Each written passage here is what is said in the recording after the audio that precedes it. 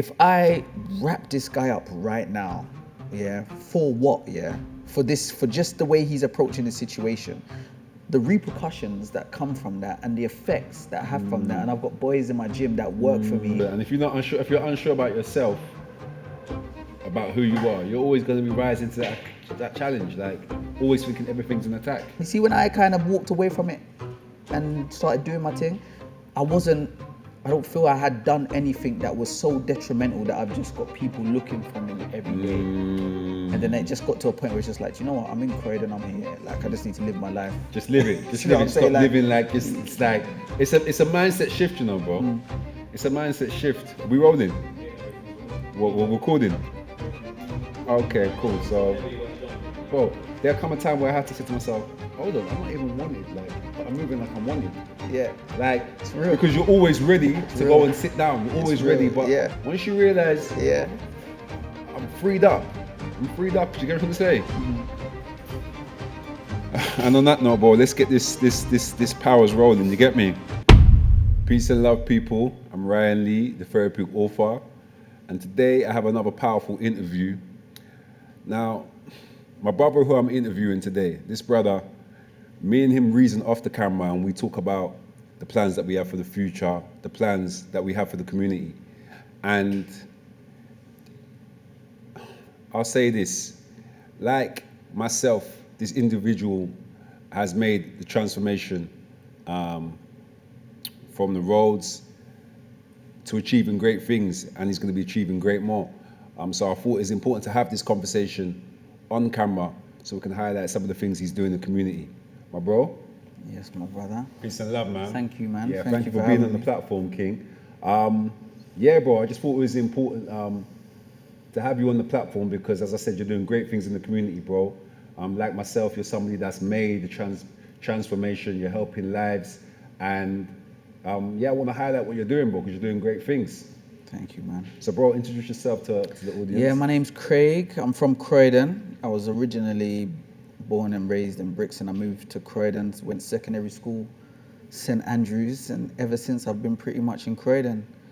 And now I'm doing a lot more in the community. I've got my gym in Croydon, and I just really kind of want to look at making a difference, really, in all honesty. Yeah, bro, I know like myself, but we're not really here to glorify what we used to do because we know the type of survival mode we was in. But talk to me a little bit about your background and kind of what shaped you, like growing up in your early years. I mean, for me, it was just me and my mum.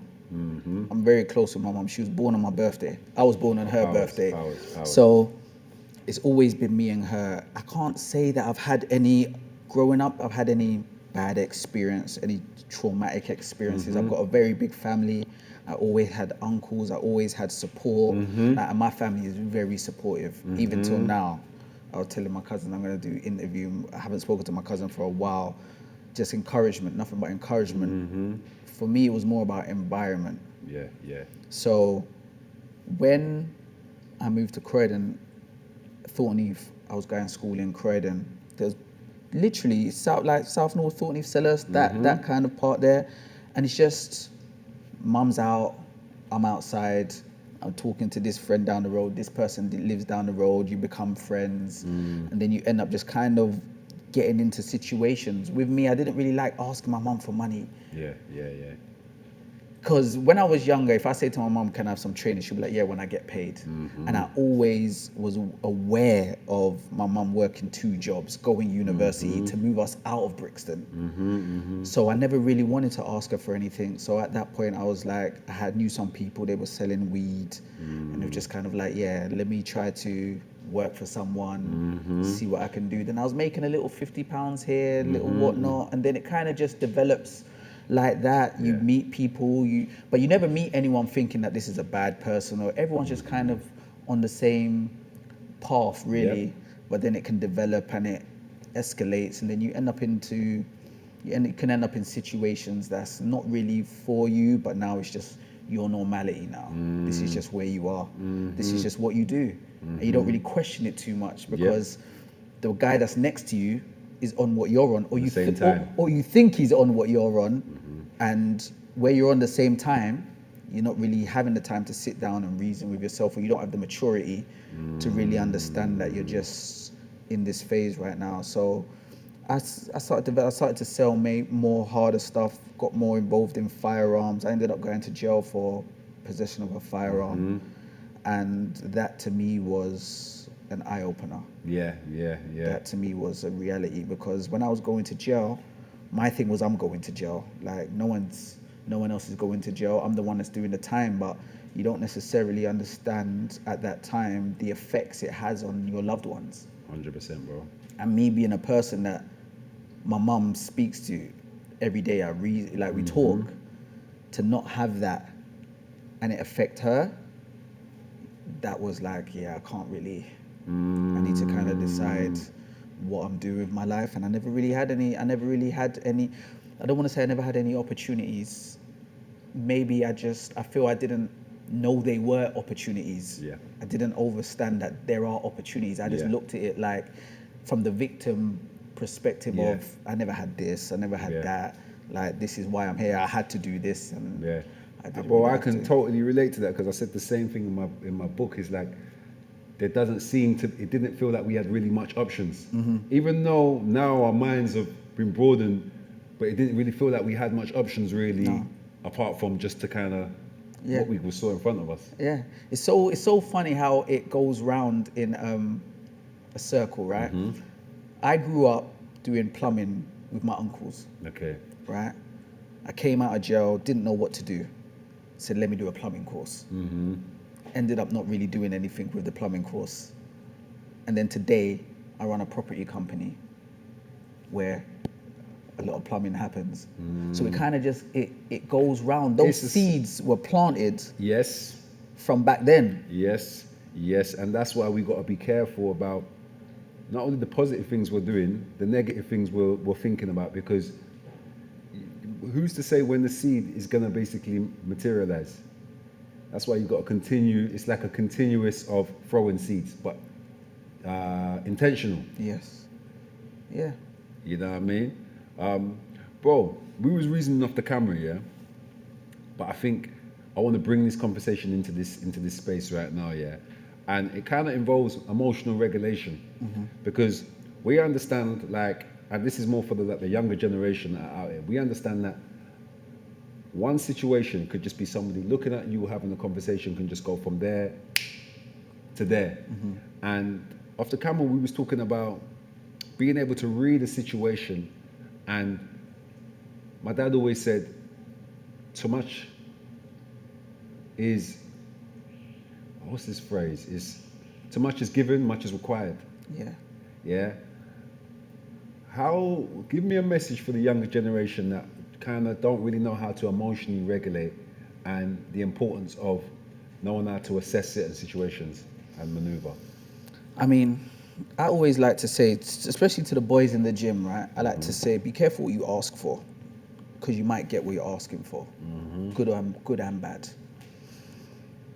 One day, one conversation, and I know this from experience, and a lot of the things I speak on or that I do today is based off experience that I've had. That's the realest thing to me, what I've been through. One day, one conversation, one situation can change your life forever. Facts. When you have that understanding and you walk around with that understanding, but you think of it positively, then you'll see the positive opportunities that arise. Yep. The same with the negative. As I said to you off camera, I've had situations in Croydon. Croydon to me now, today, is completely different to what it was when I was growing up. 100%. Someone can see you, they can have an issue with you. How I handle that situation now determines what happens tomorrow, what happens in the next 10 minutes. Do I need to react a certain way? I would always say to the younger generation, understand yourself. Learn more about yourself. Once you understand who you are and you have an identity, you'll feel proud, and then it's easier for you to make the right decisions. That is the one thing. For me, everything came with knowing myself. Knowing that I'm not this person. Knowing that I don't want to run up and down. I don't want to sell drugs. I don't want to be in this environment. I don't want to have to feel like I have to look over my shoulder all the time. That's not something I want. Do I really need to? Everywhere I go, the people that I know, I get showed love. Is it really that serious? What do I want for myself? Yeah. Like, when I was younger, I would be around guys that are twice my age. And one time I sat down and I said to myself, if I am their age, would I want to be hanging out with someone half my age? No, not unless I'm giving them guidance. Why are we just chilling and rolling together? Yeah. And I thought to myself, okay, what would I want to be doing when I'm their age? And then it helped me make the decisions I wanted to make going forward. So would you say like there was always like, even though there was reckless things that you was doing, would you say there was always a consciousness that you had? 100%, 100%. And I never really, I can't say, I mean, people have different views on the roads and the people that they came up around. I never really had necessarily people that were negative. A lot of the guys that was older than me, one in particular, right? There was one guy in particular, black. So I remember we was chilling and we was around so many people. Everyone was just chilling on Wandsworth Road. Like there might have been like 15 people. And he pulled me aside, and this was before I went jail. And he pulled me aside and he said to me, "You're different. Why are you hanging around with this person? You hang around with this person, you'll end up in jail for a long time. You're different. Find a way. You don't need to do all of this. You're smarter than this." And he's chilling with the same people I'm chilling with. Yeah. And I thought to myself, why would you say that to me? But it's hearing that over a certain amount of time from different people and my mom that it gets to a point where it's just like, why am I not listening? Yeah. And then once my back was against the wall, Yeah, you could see it. when I was in the court cells, when I got sentenced and I was in Old Bailey, the realest point for me is sitting in the court cells after I'd been sentenced, looking at the time that I had and saying to myself, okay, what next? Yeah. What next? And you're just there by yourself waiting for the bus. Yeah. So, yeah, like I've always had a consciousness. I've always been an individual, but you can still follow and just end up in the wrong places sometimes. 100%, bro. Like, there was a time where I started to see that, or feel that I'm at a level now where, because prior to like when we're active, we could never think about being pillars in our community in terms of what we're doing now. It was just, again, we wasn't seeing that far ahead, but there came a time where transformation started happening, and I started to feel like, if I've got access to these young people through the experiences that I've been through, there's no way that I can't have a positive impact on these children, on these kids. So now I want to move a little bit more into your CIC. I know that we're in your gym right now. The gym is a jiu-jitsu gym? MMA. MMA gym. Yeah. Talk to me a little bit about what inspired you to start working with the children, and about this MMA gym, CICs, and what you've got moving forward. So, a while after I had come out of prison and I was working, and then I ended up starting a business. I was doing events, and I was selling alcohol at my events as well. So I was doing an event company before I started a record label, right? And I got invited to go to King's College University to go and speak to the next generation of judges and lawyers, and there was a lot of people that had come out of prison that were there. So I was brought there to be kind of like a mentor. I had never done it before. And I would sit down and I would talk to some of the guys there, and we would conversate. And a lot of these guys, because we had all been prison, we had similar experiences. And when I would talk to them, I'd notice that I would motivate them, and they would want to stay in contact with me. And for me, I say motivation is like caffeine. it only lasts so long. Yeah, for real. Right? For If real, you for real. can't follow it up, it's easier for you to then fall back to what you was doing. For real. That's easier because you've been doing that most of the time. And I would get frustrated after a while because I was like, I'm talking to these guys, I've got them now. They're on my phone now. Where can we go next? Yeah, what's the next move? But I never had anything that I could offer after that. And it would mess with my mind because I would feel like I'm letting someone down, and then I'll be like, someone's called my phone and I'm answering it, but then a part of me's like, do I want to answer it? I haven't really got anything to offer. I'm putting myself under pressure now. And it was affecting me. Yeah. And then I kind of stepped back from it. Yeah. Because the thought that I've got this person now, they're excited, they want to make the next step. I can't help them with the next step. Yeah. I'm going to let them down. If they end up back in prison, now I feel part of that cycle. So I stopped completely. And then I ended up bumping into a good friend of mine, Nathan Grayson. He built the gym. Okay. And we was talking, the gym was closed at the time, and we just started talking and reasoning, and I believe everything happens for a reason. We started reasoning, started talking. I never had no aspirations of owning a gym. It's never really been me. And then we sat down, we had a conversation. He was like, look, we should do this together. I see what you want to do, whatnot. So we got involved, got the gym back reopened. And now with the gym, being in the middle of Croydon on Surrey Street, some of these boys that are in the gym are going through exactly what I was going through. Yeah. And I'm able to be here with them and talk to them on the mat, have that conversation with them. So then it's led me to be like, okay, this needs to be a community interest company. We need to be able to offer programs. If we can get them in the gym and on the mats, because you being a guy that boxes, you know, after a hard training session, it doesn't matter. You can not know, you could come into the gym and not know Adam. A hard training session, after, you're sitting down and reasoning. Yeah, there's a reasoning. You're 100%, talking, because 100%. everyone went through that same experience. 100%. Everyone, no matter what level you was at, we always in that. and we're here now. Facts. End of the session, no one's died. Facts. We're here. And it's another session in the bank. Facts. And then through that, I was able to sit on the mats and talk to the boys and really understand what's going on and hear what they're saying and what they're going through, and everyone opens up. And then I looked at it like, okay, this is now, I've got more, I've got a bigger network. I've got more at my disposal that I'm able to now help. So this is a second chance at what I had been doing the first time. And then through that now, I've built relationships with these boys on the mats, and they're like family to me. Well, and I think what you're doing as well, there's a segue now, because explain to the audience a little bit about more what you've got planned in relation to, because there's a apprenticeship that you're building them to kind of get to understand.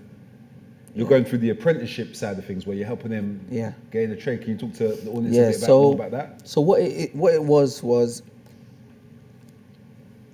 I would be on the mats and train with them, and then one of the boys in particular, two of them, Gitas and Alexa, they were going to college. Now I know, coming out of school, going to college, you just pick a course. I picked plumbing because my uncles were plumbers. Is it really what you want to do? Gitas picked sports science. I can't remember what Alexa picked. But if you're not passionate or you're not interested in what you're doing, you're not going to stick to it. Yeah. So they were going college, didn't think nothing of it. One of them told me that they got kicked out of college. He's 17. The other one now is starting to get into situations. His college is far away. He's not motivated to go college. They see me coming into the gym after work, like dusty from the site.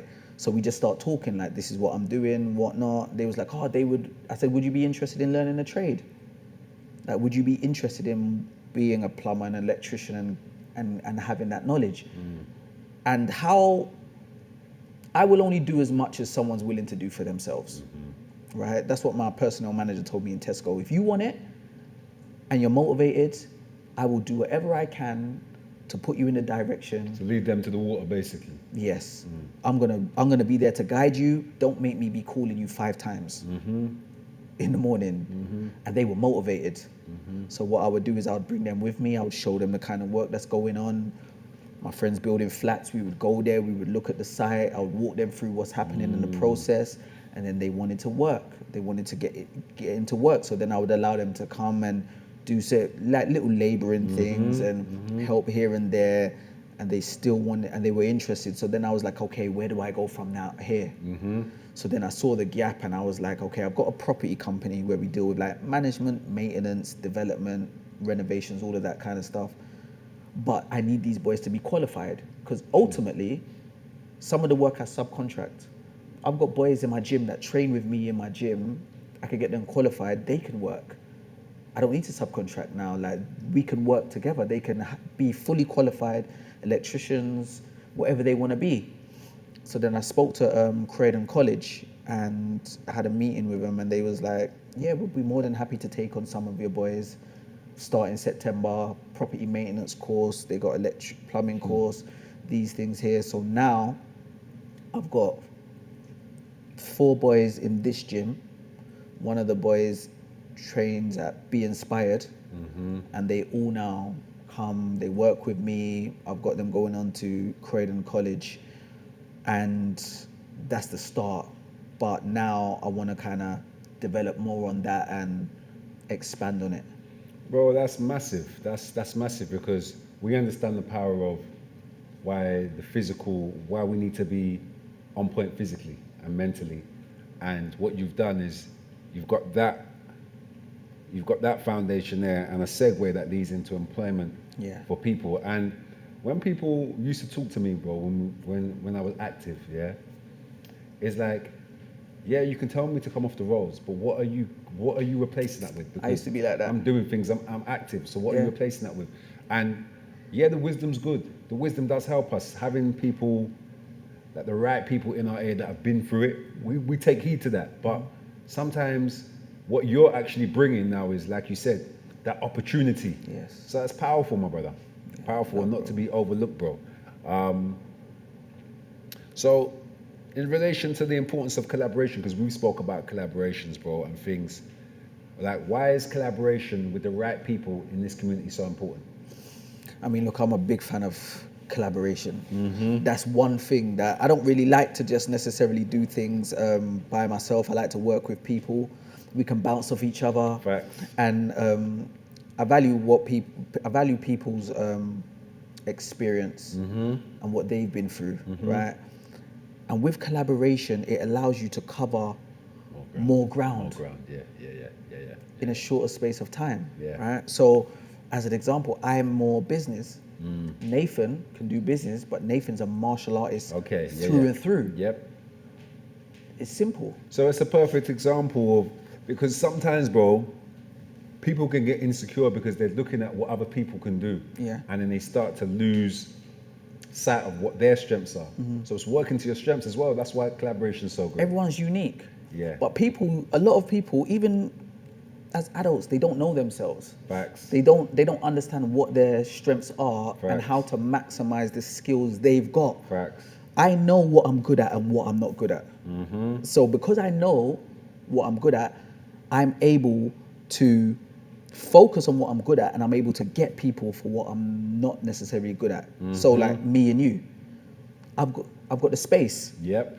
When I do mentoring or I'm running any programs, you can do train boxing, but I might train them jiu-jitsu. But then when it comes to the conversation and the layers that comes with it and that level of understanding and breaking it down, you're a therapist. Yeah. That's what I'd rather collaborate with you, Yes. knowing that you offer that at the highest level, rather than me do it and not even do it to the best of how it should be done. Yeah. If we're gonna do something, we need to do it properly, and we need to do it to the highest level, because 100%. straight away people are quick to count you out. They're not quick to count you in. And especially like for me, I walk around feeling underestimated, which I like, but I feel like sometimes people are waiting for something for me to not deliver to that level of standards. So I set high standards. Yeah, bro, talking about setting high standards, bro, I'll pick up the paper for this one, bro. Yeah, you've been recently appointed to be co-chair West Croydon of Local Community Partnership. What is that role, and what Explain what that role is and what it means to you, bro, because So LCP, local community partnership, is where volunteers and community groups take active roles in the community, right? So for me, you see with Croydon, so much things, you would think nothing's happening in Croydon. So much things is happening in Croydon, programs, everything is happening in Croydon, but no one is really communicating. Like, you're not getting the message, I'm not getting the message. Yep. Yeah? I've got a CIC, I've got 2 CICs, right? I've got this CIC here. I'm offering something to the community. I need to know what's happening in the community. Yep. And when you go to like an LCP meeting, you'll get to see different organizations, different people, business owners that live in the community that might be having issues. In this part of West Croydon, this is what's happening. It's affecting me. It's affecting my business. These people are scared. Or this is a derelict building. What's happening with this? This is drawing people to be able to be here and chill here, drink here, whatever it is. Funding is coming. How can we use this funding for the community? And you're able to liaise with everyone. You're able to take action. For me, we have to be proactive, not reactive, right? And even with this interview, like, I want to express the fact that there's things happening in Croydon, but we need to be able to show it on a bigger platform. Facts. For people to get involved, because there's people that's living in Croydon. I was talking to a woman, she lived in Croydon 50 years. What's going on? Do you know what I'm saying? She doesn't know that there's certain things. A good friend of mine, he's telling me he's having issues with his dad. He doesn't know what support he could get for his dad because he doesn't know it exists. So me taking the role as the co-chair is mutually beneficial, because in order for me to be effective in what I'm doing, I have to know what's going on.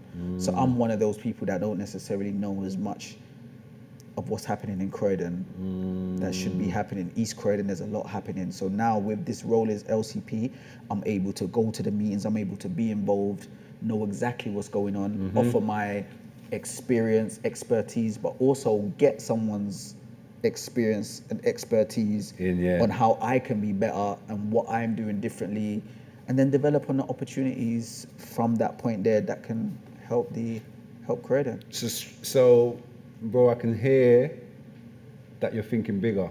I can hear that there's always room for growth and personal development in your world. And how do you see the next 5 years? How do you see us building or the community up in the next 5 years? How do you see it from your mind? I mean, right now with the employment side, like with my CIC, the Plan C Community CIC, where I'm going to be offering training, employment, long-term mentorship, right? I honestly believe that we can get more people into work. I honestly believe that we can get a better understanding of our neighbours and people that we live next to, and really develop Croydon together. People don't necessarily need to come from outside to offer expertise. We've got it here, like we've got it right on our doorstep. In 5 years, I would like to know that I've established a strong connection with Croydon. I've been able to contribute on a massive scale. I'm very ambitious. Like, I don't really want to just be doing stuff on the surface level. I want to be involved. I want us to be able to have a safer Croydon. And I really want to be able to know that when I do walk away, because I'm not planning to just do this forever, when I do decide to part ways, I've left a legacy. Everything for me is legacy. This to me is like, I feel like this is what I'm meant to do. I don't think it's a coincidence. My mum, from I was young, my mum she would say the same, even today, she says the same 3 prayers. She prays that I meet the right people. She prays that I learn from my mistakes and I make the right decisions, right?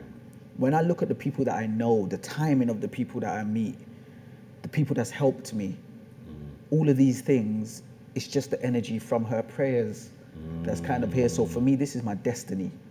I just need to make sure that I'm taking my time and making the right decisions. I want my kids, my son lives in Croydon. My son trains at the gym. I want him to be like how I was, being able to get on the bus and go to school and not have to be worried about anything. So in the long term, I would like to I would like to build something that's lasting, and I would like to build a system that people are able to go through and come out on the other side and be fulfilled and know themselves and know what they want to do, whether that's construction or railway or owning a business. I want to be able to offer that service where you come through and you're able to always have that person Powerful. to talk to. Powerful, bro. Bro, this interview's almost coming to an end, but I heard you mention your mum a couple of times, bro. Talk to me about the importance and how that's helped you get to where you are, that support system that. Yeah, relationship. with my mum's probably, she's the kindest person that I know. Like, my mum never holds grudges, none of that. Before, when I was younger, I would see it would frustrate me. I would see it as weakness. Yeah. I would look at it like, you've lent this person money, they're not paying you. Why are you not onto them about your money? And her view would be, well, they probably need it more than I do. That's her view. Why are you like this? Why are you just allowing this to happen? I'm not going to change who I am for someone else. This is who I am. She has been supportive from the beginning. Yeah. Everything I do. And she's been my biggest, like, she's always, everything that's happening now, she's been saying it to me. Been saying it. But you know what it's like, where you're raised in a household, your mum might be telling you something or your dad might be telling you something. You hear it, but you don't really hear it. And you can go outside and then someone's telling you the exact same thing that they were telling you, but you're willing to listen to that person. Right, I get it. Outside. Yeah. Outside. I see that, bro. But now I listen to her and I understand that as she's getting older and I'm getting older, these moments here and her seeing what I'm doing, like, she's proud, and making her proud is like, it's a massive thing. And she's always been kind of proud no matter what, but she just like, you're too smart, you have to try to. She's always seen that the higher. Always. Yeah. Her belief, I would say I believe in myself, but her belief supersedes what I believe, because she has no doubt in her mind. Something goes pear-shaped and I'm talking to her, she's like, yeah, you'll figure it out, son. Like, you'll figure it out, you'll be good now. When I was younger, I'd be like, you're supposed to say that, you're my mum. But she's like, a lot of mums don't tell their kids these things, which is right. So I've had a lot of support from her. Yeah. In particular, yeah. So that's just the importance of a mother's word, the mother's love. It can't be replaced. And yeah, even just encourage your mothers to just keep affirming your children, keep supporting your children, because it doesn't matter what age you are, we still need that, you know what I mean? Bro, I just want to let you know, truthfully, brother, I'm proud of you as well, King, because Thank you, brother. again, I'm not glorifying the road life, yeah, but there's people that have experienced road life and there's people that really lived it, like 2 feet in. I'm one of them people, and I know my brother is as well, because I know him from the roads. And I know that you've had to go into silent places within yourself to get to where you are today. There's been a lot of personal reflection, a lot of accountability 100%. to be where you are today. And I know for a fact that we're going to be able to take not only our families, but the community to another level in working together. Anything you want to leave my audience with? You know what, yeah? I want to thank you, right? Because me knowing you for so long, I don't know you as a person to be, like, you're not talking. Yeah. Like, you're not talking. Unless someone knows you, Yes, you're you not are. talking. Yeah. I've been in environments with you, there could be 5 people, you're not speaking, you're just on what you're on, you're not saying. So me seeing you doing what you're doing now, Thank you, bro. and even interview, that's what encouraged me, because I'm not I'm not outside, I'm not comfortable with necessarily talking on camera and these things here, but me seeing you do it allowed me to say, look, do you know what, something's going on here, let me out. Like, I have to now make that step, and now I feel like now I'm outside, I have to be outside, because when I put up about me being a co-chair, the amount of support I got on social media, messages, people calling me, like, I'm just like, I have a massive support system. I need to try to feed into that and build on it. Yeah. So yeah, I want to thank you, definitely, bro. I appreciate you, King, man. I appreciate you, my bro. Any nuggets you want to leave the audience? You've been dropping gems this whole interview, but anything you want to leave Yeah. the audience with? What I would Give say- them your socials as well. What I would say is things are not often as bad as you think they are, right? Like, we've all been in situations where we think like, oh, we're never gonna get over this. Like, what am I gonna do now? The next week, the next year, the next 2 years, you're over it. So I would say that you have to be trying every day. It only takes one day, one conversation for everything to change. And I'm living proof of that. So I'll say never doubt yourself, never give up. Just keep on going and feel free to reach out. I'm here, gym's here on Surrey Street, on top of the Ori Mart. If you wanna come and train, just come by the gym. I'm helping people with employment and training. If that's what you want to do, you can come here and see me. Just ask for Craig. Someone will give you my number and we can go from there. My social media, I've got my Instagrams called Cool Kirky, so you can just message me on there. Yeah, and that's it really, brother. People, another powerful interview. As I said earlier, that you're going to be seeing what we're going to be doing in the community and the changes we're going to be making. But tap in and share this interview as well. Spread it.